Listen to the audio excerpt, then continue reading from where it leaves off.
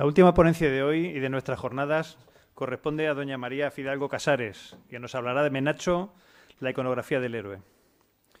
María Fidalgo es licenciada en Geografía e Historia por la Universidad de Santiago de Compostela, con especialización en Historia del Arte Moderno y Contemporáneo, y doctora en Historia del Arte por la Universidad de Sevilla. Aunque originaria de Ferrol, lleva 30 años en Sevilla desde que obtuviera el número 1 en las oposiciones que cursó simultáneamente al cuerpo de profesores de bachillerato de la Junta de Andalucía y de la Junta de Extremadura, optando por la primera. De haber elegido la segunda, la tendríamos ya naturalizada extremeña con nosotros. Es diplomada en Genealogía Heráldica y Nobiliaria por la Academia de Estudios Históricos Ortiz de Zúñiga y en Comisariado de Exposiciones. Socio de honor del Círculo Europeo de las Artes y miembro correspondiente por la provincia de Sevilla de la Academia Andaluza de la Historia. De 2007 a la actualidad comparte la docencia con su labor como conferenciante y asidua de programas documentales de televisión y radio. Sus publicaciones de carácter histórico en revistas especializadas superan las 2 centenas, destacando sus trabajos en la revista Cátedra, la revista Galega de Historia, revista Academia Galega, Sociedad Antropológica, Folclore, revista de Fundación Joaquín Díaz o Academia de la Diplomacia o Historias de Guerra. Desde 2017 dispone de un espacio de crítica de libros históricos en la revista literaria Zenda, de Arturo Pérez Reverte.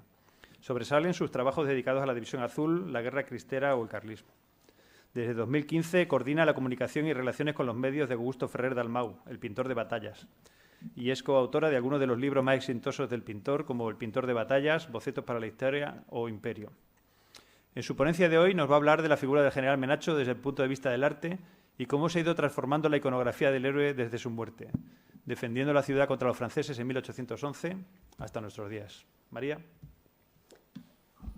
Muchas gracias. En primer lugar, muchas gracias a la organización por hacer posible estas fantásticas jornadas y por haberme elegido para cerrar esta maravillosa actividad que, desde luego, la mía no sé si es la más interesante, pero desde luego estéticamente va a ser la más lucida y creo que os lo voy a demostrar. La verdad que son unos tiempos muy difíciles para España, por muchos motivos. Son malos tiempos para la lírica, como decía el poeta de los 80, Germán Copini, pero son unos extraordinarios tiempos para la historia. Los historiadores nos pasamos la vida durante décadas aislados en nuestros centros educativos o académicos, publicando en ediciones con un público muy limitado, la verdad, y de repente estamos asistiendo a una cosa que no nos creemos ni nosotros. Tenemos una sociedad que demanda historia, una sociedad que demanda conocer su pasado y una sociedad que difunde más historia que nunca. Desde que hemos entrado por la puerta hasta ahora mismo se han difundido más contenidos históricos que en toda la historia hasta la aparición de Internet. En este segundo se han producido más documentos históricos que lo que se han producido desde el origen de la humanidad hasta la aparición de Internet. O sea, esto es inaudito. Y hemos tenido la suerte de vivirlo y hemos tenido la suerte de poder contarlo. Y en esta tesitura tan extraordinaria, el poder de las imágenes es fundamental. Y de ahí la carga iconográfica y la importancia que adquiere la carga iconográfica. Y mi ponencia está relacionada con la iconografía del gran héroe de Badajoz, que es Menacho. No es el personaje más relevante históricamente, que ese es Godoy, pero los valores personales de Menacho son los que le hacen ser símbolo y ser icono de una comunidad. En cuanto a qué es una... Oh, perdón. ¿Dónde está el...? A ver. ¿Me das el pasador, por favor?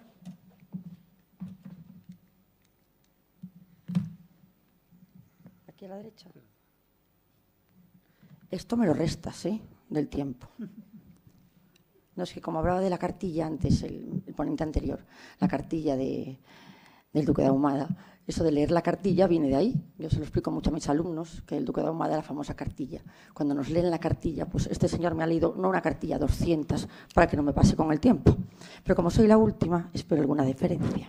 Bueno, cuando hablamos de iconografía histórica, ¿de qué estamos hablando? Pues estamos hablando de esas imágenes que el imaginario colectivo ha relacionado con un episodio histórico, con un personaje.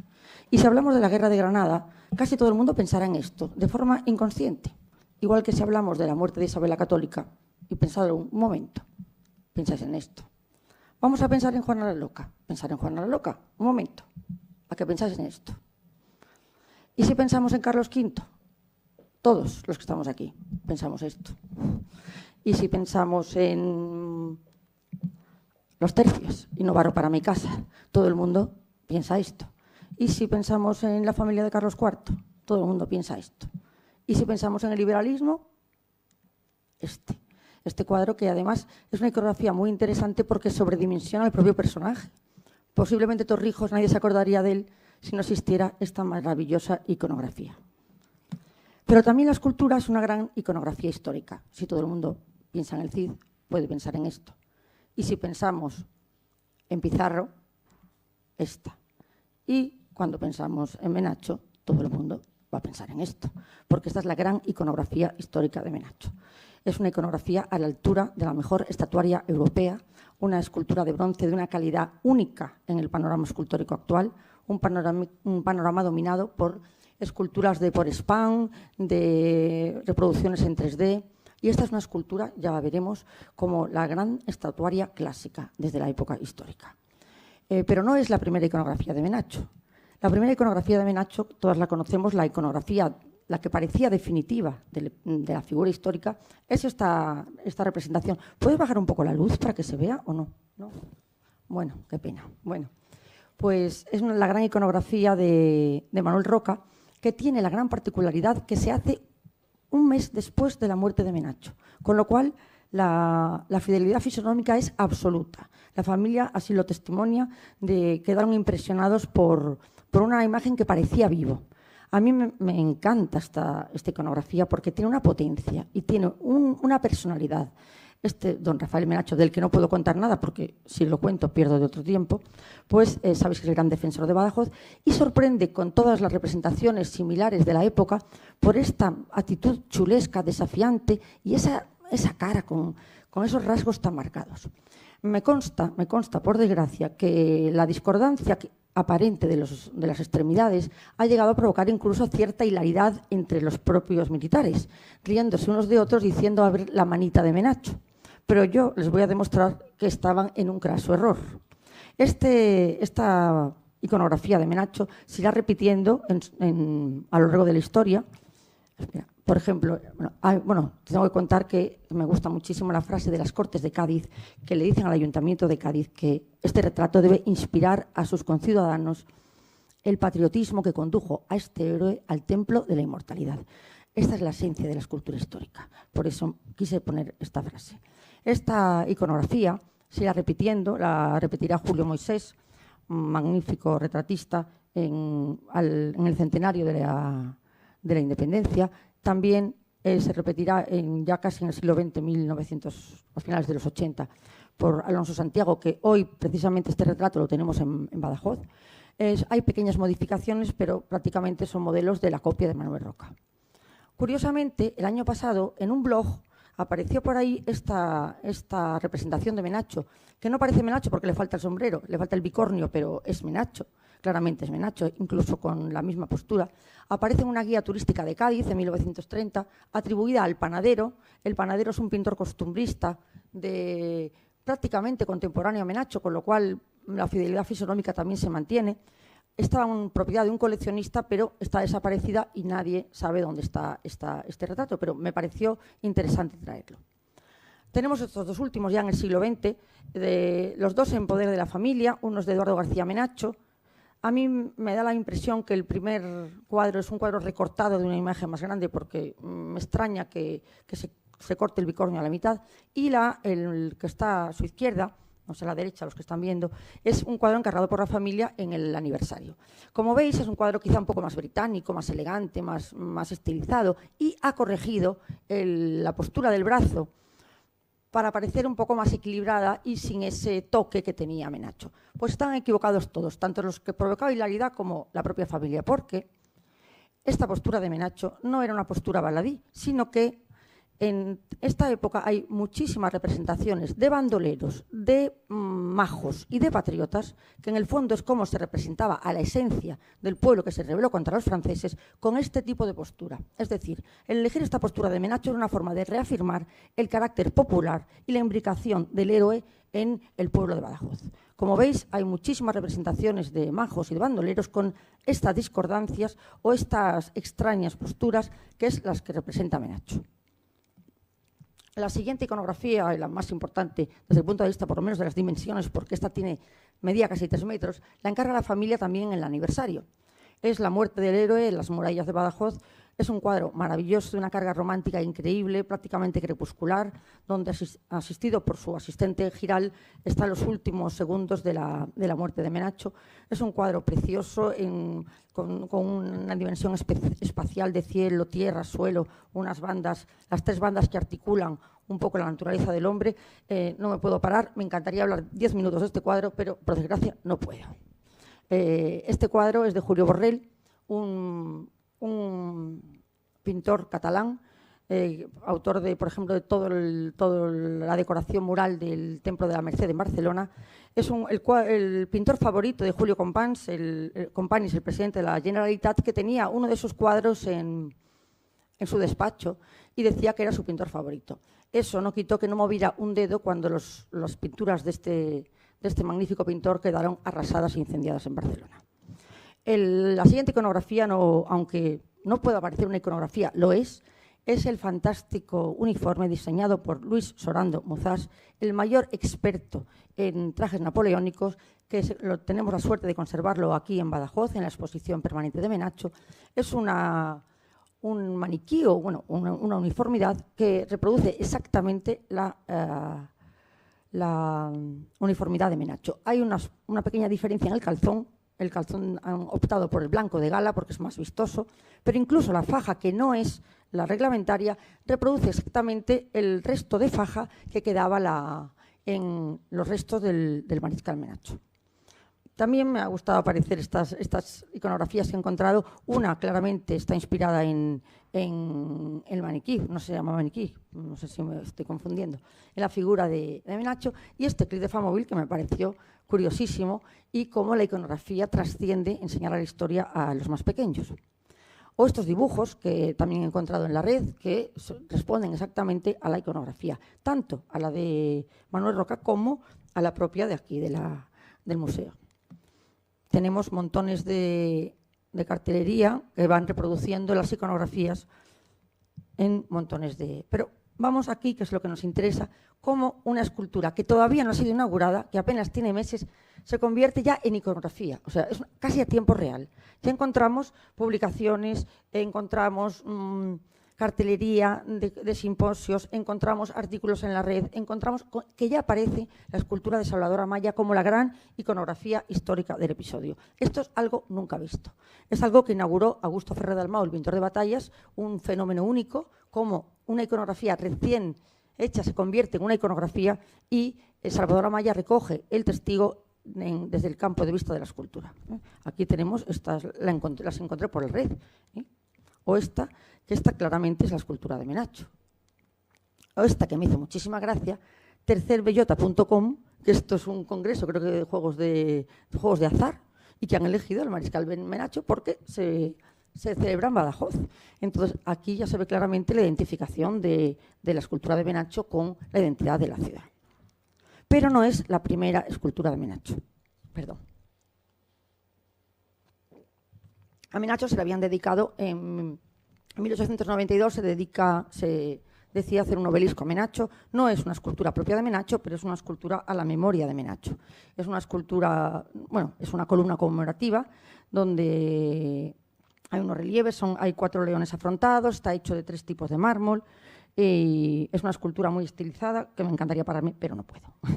Aquí tenemos otra visión del obelisco, es de una belleza significativa, sobre todo por la gran estilización, por esos leones que le dan esa prestancia, esa solera, esos leones, símbolos siempre de la monarquía hispánica, o el mausoleo de Menacho. El mausoleo de Menacho que tenemos en la catedral es un mausoleo también, sobre todo muy singular, porque esta combinación de mármol y bronce dorado no es habitual. De hecho, solo lo he encontrado en el mausoleo de Fernando VI en Las Bárbaras, mausoleo de Fernando VI, de la mujer de Fernando VI, en Madrid, que es el único que tiene esa combinación de mármol blanco con bronce dorado. Pero está compuesta por varios bustos, varios cubos prismáticos en degradación. Es una escultura, un monumento conmemorativo muy interesante, del que tampoco me puedo parar, donde el catafalco se solapa a esta cruz de bronce. Y no podía dejar de poner la incursión de la escultura de Menacho en el Kitsch. Esta escultura, que está en el cuartel de Bótoa, se inspira en el busto de Menacho. Su calidad es, podemos decir, dudosa, porque me han dicho que no sea demasiado incorrecta hablando. Tiene unas características un poco singulares, pero bueno, la gracia que tiene es eso, la incursión de la escultura de Menacho en otro tipo de representación. Juraría que es en 3D, no lo sé, no he podido hablar con el autor, ni sé quién es, y de verdad que he intentado saberlo. También han hecho esculturas conmemorativas pequeñitas, que las tenéis al lado, y bueno, no digo nada, mejor. Después de ver todo esto, pues hemos visto que no había la gran escultura de Menacho, no existía una escultura que reconociera la imagen en la ciudad. Y entonces la Asociación Cívica de Badajoz decide encargarle a Salvador Amaya la escultura definitiva, la gran escultura que dignificara al personaje. Y Salvador Amaya decide contar con Augusto Ferrer Dalmau, el pintor de batallas, para la realización del boceto. Entre los dos consensúan la escena. La intención de Salvador era saber el gran tirón que tenía Augusto Ferrer Dalmau y sabía que su presencia podía apoyar y podía contribuir a difundir como ha sido la gran escultura de Menacho. Entre los dos son grandes amantes del periodo napoleónico en particular. De hecho, sabemos que Augusto Ferrer Dalmau es el autor de grandes lienzos dedicados a la Guerra de Independencia. Incluso esta batalla de San Marcial fue elegida por nuestro compañero Jacinto Marabel para su portada de Indomables, o esta maravillosa carga de la de Goya, esta carga extremeña que ha sido todo un revulsivo en el mundo de la pintura militar y que se considera la mayor y la mejor carga de caballería jamás pintada, que tuvo lugar, como sabéis todos, en Miajadas. Augusto Ferrer Dalmau y Salvador Amaya consensúan la imagen. Ambos piensan que tiene que ser una imagen muy dinámica, una imagen donde Menacho está, pocos minutos antes de morir, está en la muralla y está arengando a sus hombres a que le acompañen. En la mano derecha lleva la espada y el sable, y en la mano izquierda lleva arenga a las tropas. La fisonomía de Menacho está basada en el retrato de Manuel Roca. Es una actitud, según Ferrer Dalmau, torera. Y bueno, y a mí la verdad que me gusta, aunque creo que no me ciega la pasión en decir que Salvador Amaya mejora ostensiblemente el boceto original y le dota de una aura mística que no tenía el boceto. Salvador Amaya no es la primera colaboración es la primera colaboración, de ahí también el valor añadido de la escultura, pero ya tiene otras colaboraciones, como el tándem me refiero, como la escultura de Gálvez o el también extremeño Saturnino Martín Cerezo, en esta escultura que simboliza la gesta heroica del asedio de Valer. Las iconografías de Ferrer Dalmau son un capítulo, los bocetos de Ferrer Dalmau son una de las iconografías más importantes de su producción. De hecho, su libro, el Bocetos para la Historia, es el libro de arte académico el libro de arte no académico más vendido del siglo XXI. Este libro recoge todos los bocetos de Ferrer Dalmau. Aquí tenemos 3 tipologías de boceto. La primera sería la tipología esquemática, donde recoge un poco el esquema de la composición posterior. El segundo que vemos aquí es cuando esta iconografía esquemática la dota de cierto color y de ciertos matices entre grises y negros que le da un carácter volumétrico, y por último terminada en color. Pero tiene otro tipo de tipología que se basa en estas, que es esta, que también la pongo porque es la de Goya extremeña, donde termina el boceto, parece carboncillo, pero no es carboncillo, es óleo. Y aquí lo tenemos, que es el caso del boceto de Menacho. En este boceto, como vemos, hay las huellas de la ejecución del propio Ferrer Dalmau en las coordenadas espaciales que, como veis, se transparentan en lápiz. Incluso el título del boceto también aparece de puño y letra, y la firma. Es un boceto donde realmente llama la atención cómo esta sinfonía de matices entre grises y negros consiguen esta calidad escultórica en lo que él llama humildemente bocetos, pero que son auténticas obras independientes. Como yo digo, la escultura de Salvador mejora ostensiblemente el boceto, en el sentido que la hace mucho más estilizada, pero no porque sea más delgado, sino porque esta postura torera inicial yo creo que transmuta a la hora de hacer la escultura, porque el escultor sufrió un infarto cuando estaba haciendo esta escultura. Y quizá esa catarsis de la recuperación, además, él ha confirmado en sus memorias, en sus testimonios, que el acabar la escultura de Menacho fue algo fundamental para su propia supervivencia, cómo se agarró a que tenía que terminar la escultura para mejorar. Y quizá ese contacto con la muerte hizo que esta escultura de Menacho fuera un poco la prefiguración del héroe. Es decir, en vez de ser este héroe indómito que se enfrenta a las tropas, prácticamente está presintiendo el sacrificio que va a hacer. O sea, deja de ser casi un personaje para convertirse en una alegoría. Salvador Amaya es un escultor histórico también muy inusual dentro del mundo de la escultura, una escultura que prácticamente desde principios del siglo XX había desaparecido, la escultura histórica en el sentido de conmemorar, narrar, homenajear a los capítulos históricos, y prácticamente hoy estaba limitada a las rotondas con un concepto muy distinto de lo que es la narración y el homenaje, o la escultura cofrade, que es un ambiente aparte, o también estas pequeñas esculturas domésticas que están saliendo en muchas ciudades de oficios, el aguador, la castañera, bueno, de raigambre menor, a pie de calle, o sea que habían perdido un poco el gran empaque de la escultura histórica, de la escultura clásica. Por eso Salvador Amaya va a hacer una escultura en la línea de la mejor estatuaria europea. Una escultura de bronce, una escultura, elige el bronce además porque es un material mucho más sólido y duradero que el mármol. El mármol normalmente cualquier balonazo, pues te puedes quedar sin nariz, sin brazos, sin cuello. Y es una escultura además que garantiza de por vida. Eso sí, él avisa a las autoridades que todo requiere un mantenimiento, sobre todo cuando están las cosas a la intemperie. Pero opta por el bronce de una calidad inusitada. Y no podía dejar de citar al padre de Salvador Amaya, el gran Marino Amaya, un gran escultor del siglo XX, condenado al ostracismo como casi todos los escultores académicos del siglo XX, con esta dictadura teleológica de las vanguardias que ha venido arrasando y ha venido acabando con extraordinarios escultores y pintores que han pasado el olvido. Y hablo, por ejemplo, de Adelardo Covarsí, el espectacular pintor que prácticamente fuera de Badajoz muy poca gente lo reconoce. Y es un pintor de primera fila, pero está condenado al ostracismo pues, como Marino Amaya. Aunque no os parezca increíble, Salvador no se considera un discípulo de su padre. No se considera discípulo de su padre porque no pensaba ser escultor. Él siempre quiso ser militar y orientar su vida a la milicia. Lo que sí es cierto es que, evidentemente, nacer en un taller como este, con el contacto con estos materiales, con la gente que pasaba por allí, pues eso le da una sensibilidad especial. Y, de hecho, cuando ya de joven empieza a ayudar a su padre, llega un momento que se da cuenta que puede aunar las dos vocaciones. Por una parte, la milicia con la escultura, haciéndose escultor militar. Y él decide hacerse escultor militar. Aquí tenemos al padre de Salvador Amaya y vemos a un jovencísimo, lo ves esa monería de niño chiquitito que está abajo, ese es Salvador Amaya. Y a la derecha vemos a su padre, que fue un gran retratista del rey emérito. Salvador Amaya, como digo, opta por ser escultor militar, pero claro, no hay tanta clientela.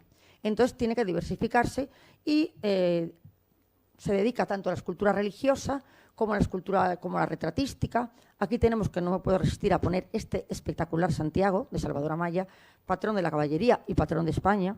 Santiago de Compostela, también es el mismo Santiago, aunque aquí aparece en su faceta de peregrino, que creo que es de una belleza inconmensurable. También, recogiendo un poco la estela de su padre de retratista real, retratará a su majestad Felipe VI, tanto en traje de campaña como en traje de civil.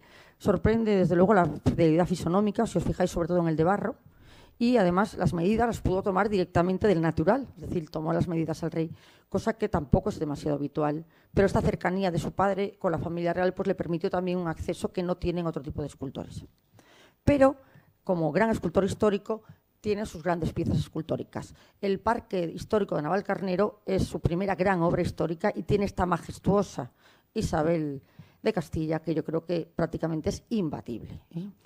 Como vemos, también enseguida se convierte en iconografía y ya tenemos cómo esta escultura aparece como ilustración de simposios, libros, esculturas, publicaciones de la red, porque es de una majestuosidad que refleja el gran espíritu de la reina más poderosa de la historia, porque no ha habido mujer a día de hoy que haya tenido un poder como ella en la historia.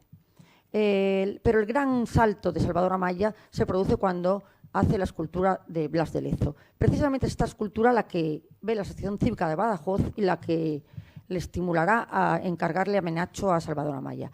La escultura de Blas de Lezo está en la Plaza de Colón de Madrid, inaugurada también por Su Majestad Felipe VI, ha trascendido de ser una escultura, una gran escultura, para convertirse en todo un símbolo.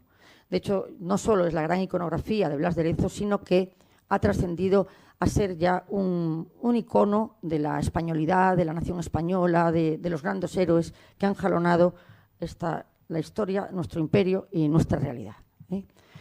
Aquí tenemos la estatua de Bernardo de Gálvez, un héroe también en la línea de Blas de Lezo, o la de Martín Cerezo, o la de la estatua de los guardias jóvenes de Valdemoro. Aquí la tenemos, son una de sus últimas creaciones. Ahora mismo tiene 2 en cartera que me encantaría contar, pero no me dejan, porque sabéis que en estas cosas de las esculturas pues gravitan cosas externas que a veces, pues si hablas más de la cuenta, pues puedes fastidiar o puedes desviar la atención de lo que es la escultura. Ya entramos con la maravillosa escultura de Salvador Amaya. Perdón por mis perífrasis y mis adjetivos, pero no me puedo quedar callada. Es una escultura. Vaya suerte tenéis en Badajoz de tener esto. La escultura de Menacho, como digo, es una escultura de bronce en línea de la mejor escultura de la estatuaria histórica. No se hace, por supuesto, ni por ordenador ni con un plano previo, sino que él tiene que trazar las coordenadas, una gran dificultad dado el gran tamaño de la escultura y, sobre todo, que es una escultura que está hecha para verse desde abajo y tiene que tener las proporciones adecuadas, con lo cual requiere un gran estudio. Primero se hace en barro, en arcilla, miles de kilos de arcilla para modelar la figura. Una vez que está modelada en arcilla, se recubre de yeso y se hace el molde de silicona. Tardó 3 meses en tallar esta escultura y luego pasa al taller de la fundición, donde estuvo 2 meses fundiéndose todas las piezas, que luego serán posteriormente ensambladas, están posteriormente pulidas, patinadas y con un chorro de arena para que la oxidación del bronce pues, sea prácticamente homogénea. El tema de la ubicación también fue complicado. Viajó in situ varias veces a Badajoz. Fue un tema que estuvo en liza en diferentes ámbitos de la ciudad. Aquí participé yo algo porque la verdad yo pude consultar con varios expertos europeos en escultura histórica, les mandé varias ubicaciones que me mandaron y todos me confirmaron que esta era la ubicación idónea. Además, Salvador Amaya tenía algo que era incontestable, que quería un tapiz vegetal detrás. ¿Por qué? Porque en el momento que tienes una casa moderna, pues descontextualiza la imagen. En cambio, un tapiz vegetal hace que la escultura esté amparada por un marco, vamos a decir, intemporal, que sitúa al espectador, a la figura en su propio entorno. También, desde luego, la perspectiva es única. Pensad que es una escultura que está hecha para verse de 360 grados, con lo cual permitía un giro alrededor de ella y, como veremos, una escultura que es bastante poliédrica, es decir, en cuanto la veamos, cada imagen es completamente diferente, cosa que mucha gente no se ha fijado. Ayer precisamente repasaba la ponencia con mi querida amiga compañera, la escritora Rafaela Cano, que está aquí, y me decía, yo esto no lo he visto de Menacho, pero esto no lo he visto. Digo, pues aquí lo tienes. Es que realmente dar la vuelta y fijarte te da una dimensión que normalmente no tienes, con lo cual todavía enriquece más el valor de la escultura. Además, me han dicho que esta calle se va a convertir en una plataforma única, con lo cual, si esto es así, pues ganaría muchísimo más la escultura. Bueno, en un futuro, me está diciendo por aquí. En cuanto al pedestal, el pedestal también optó también por un pedestal clásico, un pedestal además que de granito de la Serena, un pedestal tenía que ser grande para dignificar a Menacho, pero no demasiado para que no se perdieran los rasgos fisonómicos del personaje, con lo cual creo que acertó totalmente. No puedo hablar de la inscripción porque ya me están dando un toque, pero bueno, os animo a que la leáis porque es única. El proceso de ubicación de la escultura fue muy complicado, pensar que hablamos de miles de kilos, tanto de bronce como de granito. Lo tengo que pasar con toda mi pena. Tuvo que protegerse la escultura con toda la cara, con unas mantas protectoras, pero fue la verdad una labor titánica, pero vamos, mereció la pena. Aquí la vemos, aquí vemos al escultor. Yo creo que no puede ocultar su satisfacción en la cara de ver su escultura ya erigida. Bueno, aquí la tenemos, creo que no se pudo acertar más, ni la elección, ni del pedestal, ni de la escultura, ni del escultor, ni de la fisonomía, ni de la ubicación. O sea que prácticamente pocas veces se hace algo tan redondo, ¿eh? Como vemos, es una escultura para ver por delante y por detrás. Aquí vemos las dos imágenes de Menacho, el frontal y la trasera. Por supuesto, también se basa y estuvo en pleno contacto con Luis Orlando Muzás, que le estuvo asesorando sobre toda la uniformidad.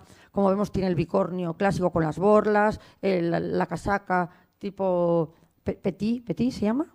Petit, perdón, el calzón, la faja, las botas exactamente iguales a las que llevaba Menacho, y la escultura, perdón, la espada es un sable exento que se encarga una armería de Toledo que a martillo, como las medievales, ¿eh? Es la que tenemos aquí, ¿eh? Voy a dar una vuelta para que veáis cómo los diferentes puntos de vista hacen que la escultura sea distinta. Me gustaría mucho pararme un poco en las piedras en las que se apoya en la muralla. Un lienzo de la muralla que está inspirado directamente en la muralla original. Para eso, Salvador quiso contar con el gran modelista Máximo Agudo, que es uno de los modelistas más importantes de Europa. Ahora mismo es el autor del diorama de Trafalgar más grande jamás hecho, que está en un museo alemán y que, bueno, aquí en Badajoz lo conocéis todos. Y hay una frase que nos decimos tanto Curro como Ferrer Dalmau, como Pérez Reverte, siempre nos gusta decir esto: todos estamos en el mismo barco y todos remamos en la misma dirección, porque todos estamos luchando por lo mismo, todos nos encanta lo mismo y somos unos apasionados de lo mismo. Esta base de Menacho pues la hizo Máximo Agudo, como vemos, inspirado directamente en las mismas piedras que Menacho, en las que Menacho murió. Aquí vemos otra vez la uniformidad, y, como vemos, la gran organicidad espacial de la escultura. Es una representación completamente extrínseca. Está abriendo sus brazos, está sacando su espada, e incluso el vuelo de la levita, la forma del bicornio. Todo esto hace que la escultura sea completamente orgánica y cómo se adueña del espacio. Incluso el rostro, aquí se ve muy bien este carácter incluso mesiánico, místico de este Menacho, que se transfigura en el héroe que va a morir, se transfigura en una representación del sacrificio, del patriotismo. Yo creo que esta imagen se ve muy bien, por no hablar de la magnífica calidad del pañuelo, de las patillas, de las cejas, fijaos en la botonadura, las botas, que son, como digo, copia exacta de la bota original de Menacho, de las grecas, de las venas de la mano, bueno, las calidades lumínicas de los pliegues de la casaca, como veis que la luz incide de forma diferente, pero incluso la propia atmósfera influye en la escultura. Esto es a primera hora de la mañana, al mediodía, a primera hora de la tarde, atardeciendo, ya casi de noche, bueno, nocturna, incluso esta, que esta ha sido la felicitación de Navidad de mucha gente que me la ha mandado a mí a felicitarme la Navidad y ha corrido muchísimo por la red. Por último, de verdad que un minuto, hablar ya, sintetizando el gran valor de la escultura de Menacho. Un valor sociológico. La sociedad necesita símbolos, reconoce en las imágenes de sus símbolos lo que es su propia identidad. Y Menacho ha sido un símbolo de muchas cosas. O sea, Menacho ha aglutinado el sentimiento de identidad de Badajoz, aquí lo vemos. Menacho, su gran valor histórico. O sea, porque no solo la reivindicación de la figura de Menacho, es que al reivindicar, y con esta figura de Menacho se reivindica el pasado histórico de Badajoz, inconmensurable, desde la época de los taifas, o anterior a la época de los taifas. Como este gran patrimonio histórico de Badajoz, que es el gran desconocido en España, con esta alcazaba que tenéis, esto es único en el mundo. Esta plaza alta, que ayer tuve la suerte de que me invitaran a tomar algo en la plaza alta, y yo veía, digo, esta plaza es que no hay ninguna en España como esta. Y esta estatua de Menacho contribuye a reforzar y a redondear este patrimonio que tenemos. Pero también un hito urbano. Los geógrafos de la percepción hablan mucho de lo que son los hitos en la configuración de la ciudad, o cultural, patrimonial, el gran turismo militar, que es un valor en alza. Tenemos que tomar ejemplo de los portugueses, que lo están haciendo muy bien, o el valor castrense. No se podría entender Badajoz sin la presencia de su ejército, de los cuarteles, o el valor mediático. Antes de inaugurarse la escultura, había más publicaciones de la escultura de Menacho que de ningún solo monumento en toda la historia de la red. O sea, y no se había ni siquiera montado por el tirón de Pedro Dalmau, el tirón de Salvador Amaya y, sobre todo, la capacidad de las redes y de esta sociedad, como he dicho, que está demandando más que nunca los contenidos históricos. Y una sociedad que, por primera vez, parece perder los complejos del pasado que tenemos.